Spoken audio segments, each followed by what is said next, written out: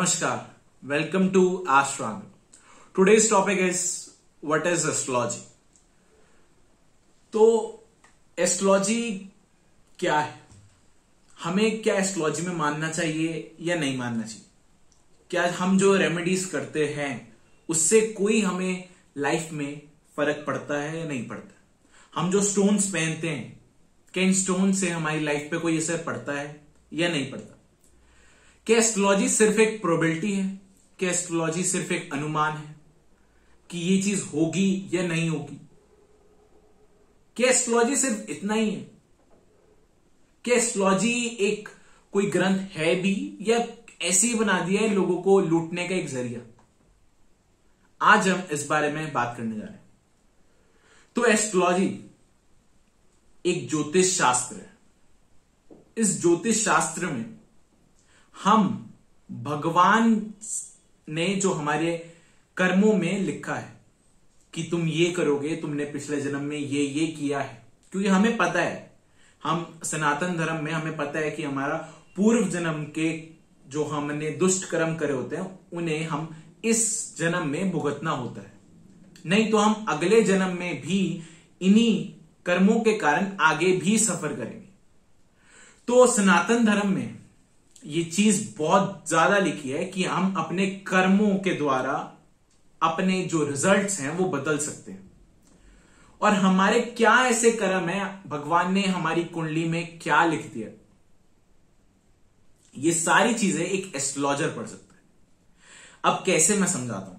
मान लीजिए मुझे हिंदी पढ़नी है और मुझे हिंदी पढ़नी नहीं आती, तो मैं उस व्यक्ति के पास जाऊंगा जिसे हिंदी पढ़नी आती है।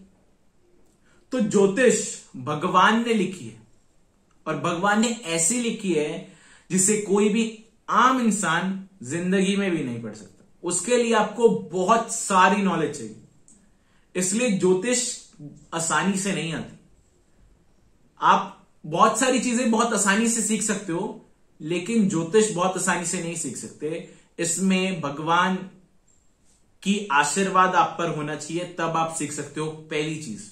दूसरी चीज, आपके 9 के 9 ग्रह आपके भी अच्छे होने चाहिए। इसलिए जब आप किसी और व्यक्ति के उपाय कराते हैं तो आपके वो 9 के 9 ग्रह और 7 चक्कर की पावर लगती है कि आप चेक कर सकें कि आपकी दूसरे व्यक्ति की जन्म कुंडली में कौन सा ग्रह खराब है।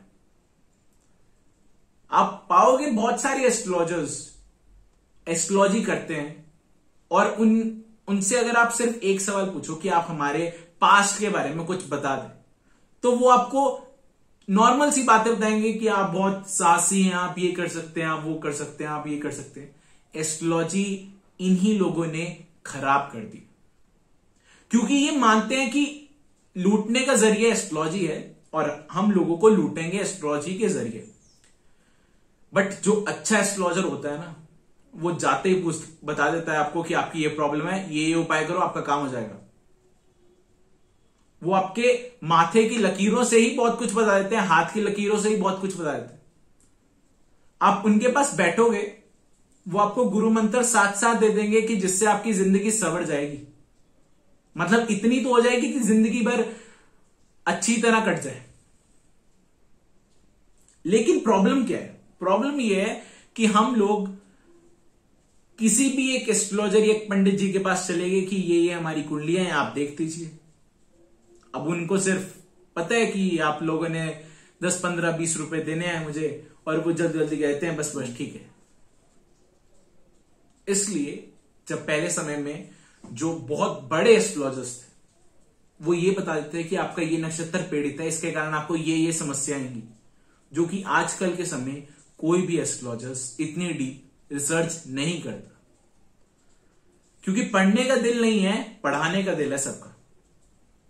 अब प्रॉब्लम यह है कि जब आप एस्ट्रोलॉजी पढ़ते हो तब हर साल आपको एक नया चीज मिलती है, नया पॉइंट मिलता है।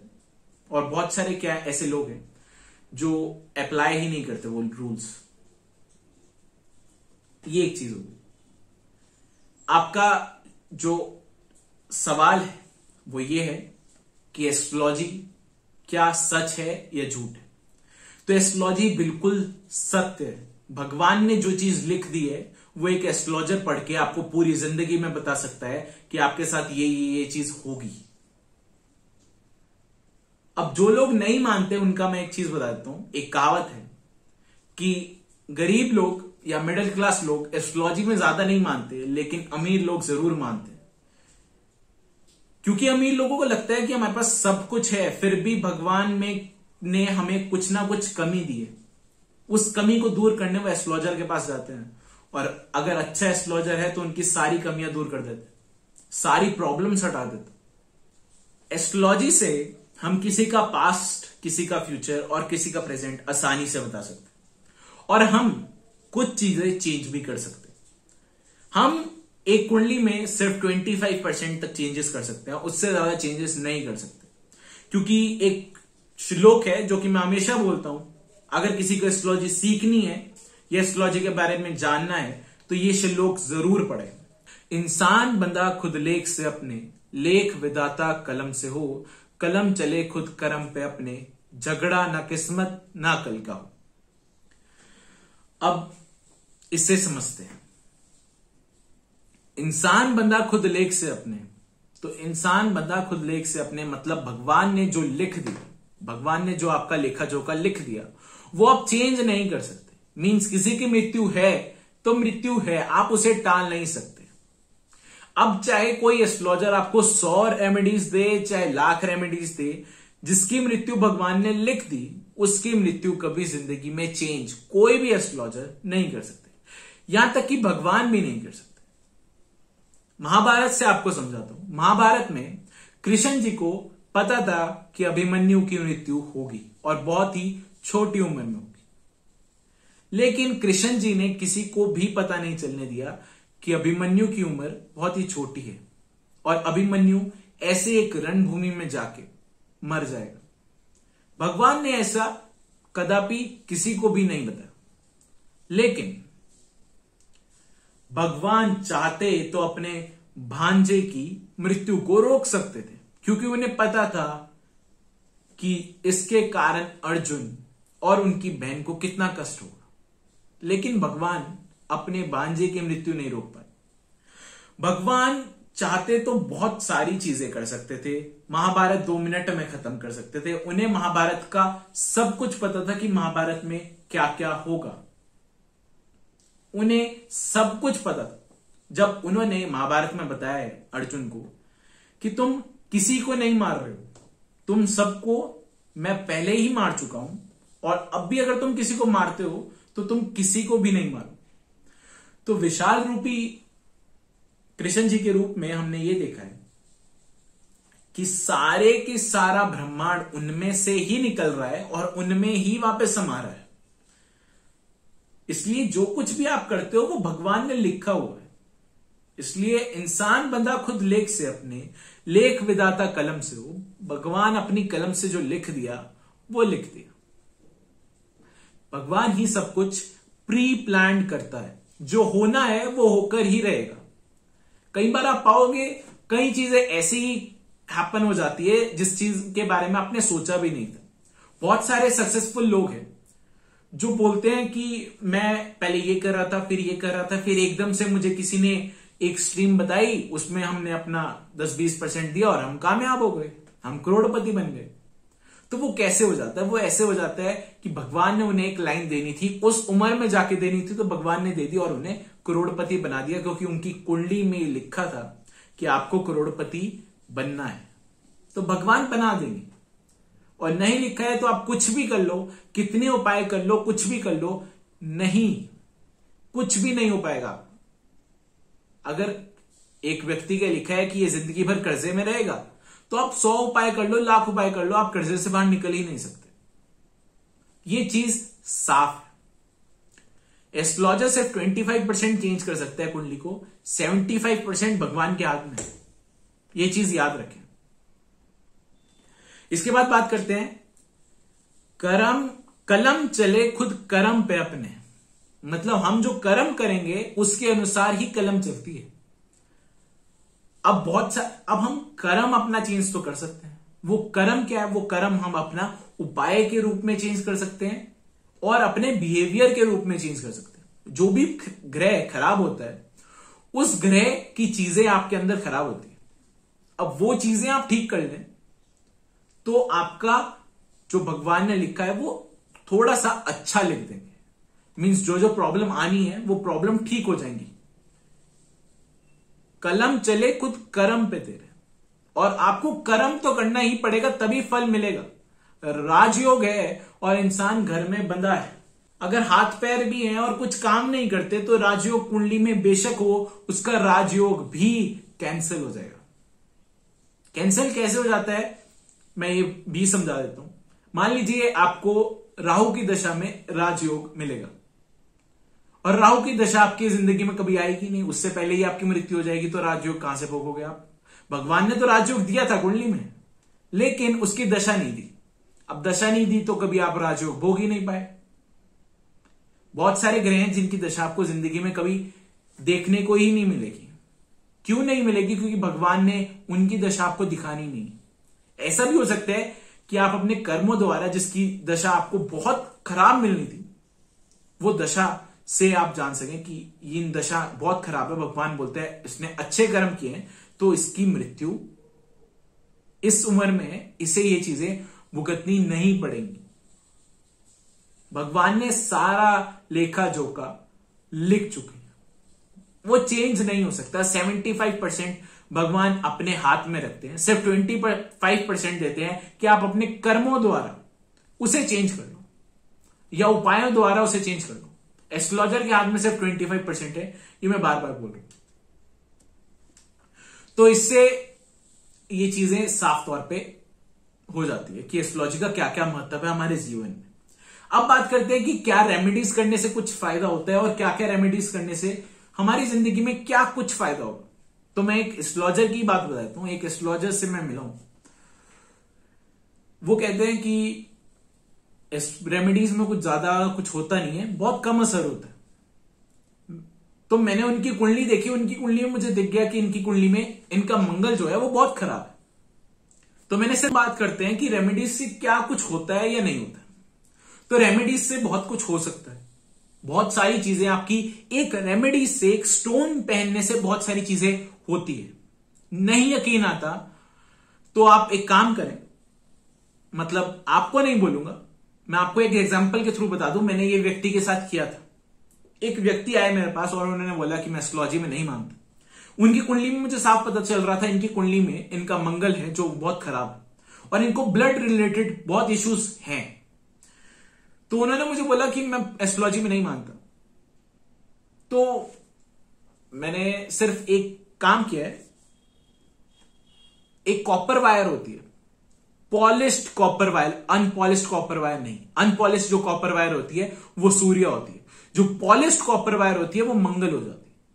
अब पॉलिश्ड कॉपर वायर दुकान से रोल मंगाया और उससे एक अंगूठी बनाई और उन्हें कहा कि आप ये केवल 40 दिन तक पहने।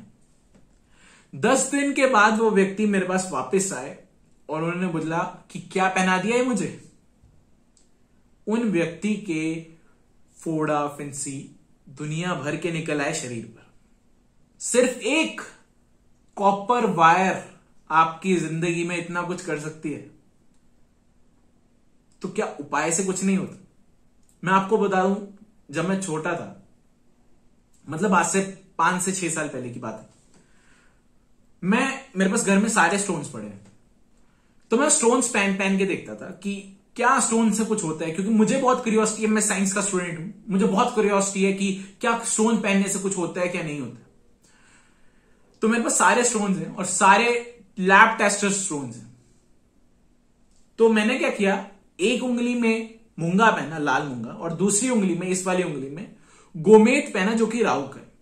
हम एस्ट्रोलॉजी में जानते हैं इस टर्म, जब भी मंगल और राहु को आप मिलाते हो या पहनते साथ में हो तो आपके 2 ग्रह मिल जाते हैं। वो 2 ग्रह राहु और मंगल। उनसे क्या होता है, उनसे आपकी कुंडली में अंगारक योग बनता है, जिससे आपके ब्लड रिलेटेड इश्यूज भी बढ़ते हैं। साथ ही साथ आपके एक्सीडेंट होते हैं। एक्सीडेंट ऐसे होते हैं जिसमें आपका खून तक निकल सकता है या अंदरूनी चोटें तो जरूर लगेगी, जिसमें ब्लड क्लॉट अंदर ही रह जाता है। बाहर ही नहीं निकल पाता, जिसे हम नील भी बोल सकते हैं। अब क्या हुआ, 3 दिन बाद मेरा पहला एक्सीडेंट हुआ, 5 दिन बाद मेरा दूसरा एक्सीडेंट हुआ, और उस चोट तो मेरे डेली लगी रही थी, और उससे थोड़े दिन बाद कटर से मेरी उंगली कट गई, मतलब 2-4 जगह कट लग गए, जिससे बहुत ब्लीडिंग हुई, दिन रात ब्लीडिंग हुई। अब मुझे समझ आ गया कि स्टोन से बहुत कुछ होता है। मेरा पर्सनल एक्सपीरियंस है कि स्टोन से बहुत कुछ होता है और बहुत सारे उपायों से बहुत कुछ होता है।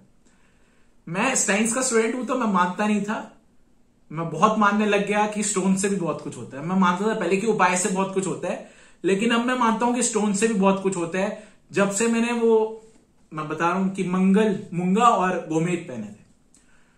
और ऐसे ही बहुत सारी चीजें आप पाओगे। आप नीलम पहन लो,